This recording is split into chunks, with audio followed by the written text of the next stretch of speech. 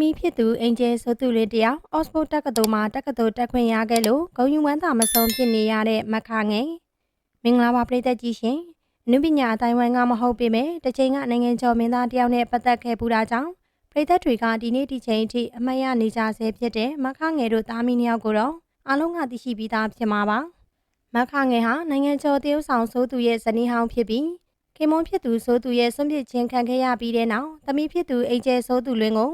မိခင်တယောက်အနေနဲ့တယောက်တည်းသာကျွေးမွေးစောင့်ရှောက်ခဲ့ပြီးတော့ကောင်းမွန်မှန်ကန်တဲ့ပညာရေးလမ်းကြောင်းပေါ်မှာထူးချွန်ထက်မြက်တဲ့သမီးတယောက်ဖြစ်အောင်ပံ့ပိုးပေးနိုင်ခဲ့တာလည်းဖြစ်ပါတယ်။အခုတစ်ခါမှဆိုရင်လည်းမခငယ်ကသူ့ရဲ့သမီးလေးအင်ဂျယ်ဆိုသူလင်တယောက်အော့စ်ဖို့တက္ကသိုလ်မှာဆမ်မာစကူးသွားတက်ခွင့်ရရှိခဲ့တဲ့အကြောင်းကိုဂုဏ်ယူစွာနဲ့ပြောကြားလာခဲ့တာဖြစ်ပါတယ်။သမီးလေးအင်ဂျယ်ဆိုသူလင်ဟာပညာရေးမှာထူးချွန်ထက်မြက်သူဖြစ်ပြီးသူမရဲ့စာသင်မှုတစ်လျှောက်လုံးမှာအမြဲလိုအမှတ်ကောင်းတတ်သလို scholarship တွေနဲ့ grant တွေအများအများကိုလည်းရယူပေးနိုင်ခဲ့သူလေးဖြစ်ပါတယ်။မိခင်ဖြစ်သူမခငယ်အနေနဲ့ကတော့ဒီသမီးတယောက်အတွက်အရန်ကိုအားရဂုဏ်ယူနေရတာဖြစ်ပြီး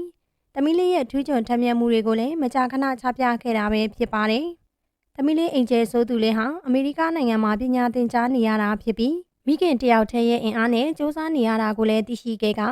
ပညာရေးနဲ့ပတ်သက်ပြီးသူများထက်ပိုပြီးတော့စူးစမ်းအားထုတ်ခဲ့သူလည်းဖြစ်ပါတယ်။တရုတ်ဆောင်ဆိုသူကတော့ဒုတိယအိမ်အောင်ဖြစ်တဲ့တရုတ်ဆောင်ဆိုမျက်နှာနဲ့လက်ထပ်ပြီးနောက်ပိုင်းမှာသမီးဖြစ်သူအင်ဂျယ်ဆိုသူလည်းနဲ့ပတ်သက်တဲ့ပညာရေးစိတ်တွေကိုလည်းထောက်ပံ့ပေးနိုင်ခြင်းမရှိတော့သလိုအဆက်အသွယ်လည်းလုံးဝမလုပ်တော့ပဲဒုတိယအိမ်အောင်ဖြစ်တဲ့တရုတ်ဆောင်ဆိုမျက်နှာနဲ့သာဘဝကိုအေးအေးချမ်းချမ်းပြတ်သန်းနေတာလည်းဖြစ်ပါတယ်။